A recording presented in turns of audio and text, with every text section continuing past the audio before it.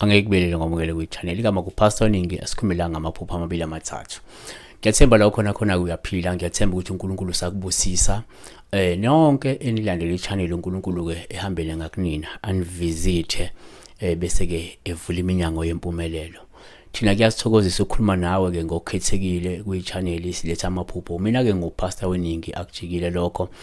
Sifunda ke la incwadi uDeuteronomy 8:8 nithi ke kepha ke uyakumkhumbula uJehova uNkulunkulu wakho ngokuba ke nguye okunika amandla okuzuza ukuze aqinise isivumelwano sakhe asifungayo koyihlo njenganamuhla. Namhlanje incwadi isivezela ukuthi amandla okuzuza umcebo, amandla okuzuza impumelelo, amandla okuzuza esikusuke sikufise empilweni siwathola kuJehova.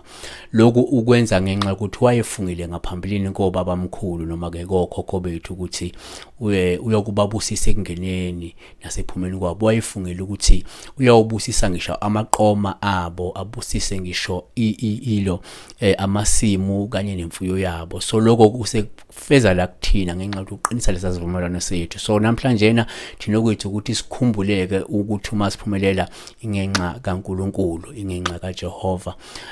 Ngizokhuluma la ngamaphupho amabili amathathu ngenza kwethu sisalibhekile iverse ukuthi ubusisiwa kaMthembu uthi ke pastor, what does it mean to dream of you in stage doing beauty contest? Uma uphupha u-modela nje stage upha oluhle kakhulu lungane kwethu olusukela lubika ukuzethemba kwakho njengomuntu noma ukukholelwa kwena kungaphinde kubika amandla nekhono elifanele lani lokubhekana nekusasa nempumelelo. Ngabuye kusho la ukuthi uzozakhela mhlawumbe udumo kubantu ngenxa ke yokuzethemba nokusebenza ngokusikhandla yabo. Kanti ke umntu ungwazi ukuthi amen. Ngisacela ukubuza ukuthi kusho ukuthini ukuphupha udla makinati nokuphupha ugibele itekisi endala igugile ineras nesicapha sakhona asivaleki kahle, kodwa ke iyahamba kahle nje emgwaqweni. Ngiyabonga. So uma uphupha udla makinati upha oluhle kakhulu lusho isibusiso esiphindiwe ongase usithole empilweni.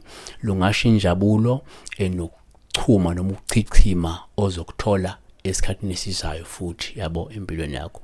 Kepha uma sibheka la, uma ukuthi umhlupho usuphupha ubona noma ke ugibela itekisi leli elidala kodwa ke lisesimeni esikahle sokuhamba, uphawu loluhle kakhulu. Into yokuqala esingayibheka esingayiveza la kungakhomba la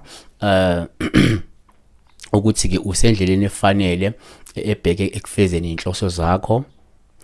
Kanti okunye singakubalula uma uphupha la ulibona noma ugibele itekisi elidala kepha lisesimeni esikahle, kungaphinde kube uphawu olusho ukuthi usukulungele futhi umi ngomumo ukwenza noma beyini edingakalayo ukuze wena uzithole usesimeni esingcono ngokwempilo noma uzimele futhi uzinzile empilweni, yabona.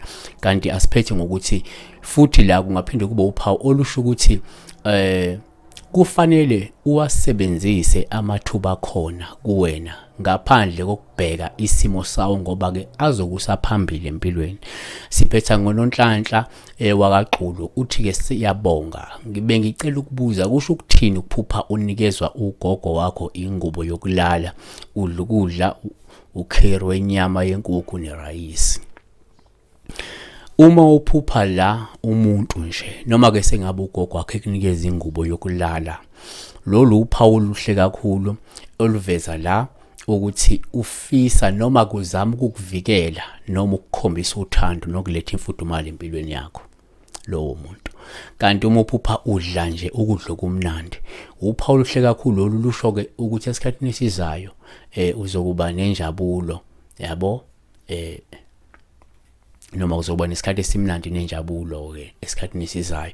Kanti ke asiphethe la ukuthi uma uphupha udla la inyama yenkukhu specific, nalolu uphawu luhle olusuke lusho inhlanhla, lungasho izinguquko ezingcono ezizayo nempumelelo ongahle ube nayo futhi esikhathini esizayo. Siyabonga uNkulunkulu enibusise, uNkulunkulu enisikelele, uNkulunkulu ehlale nani nje ngaso sonke isikhathi.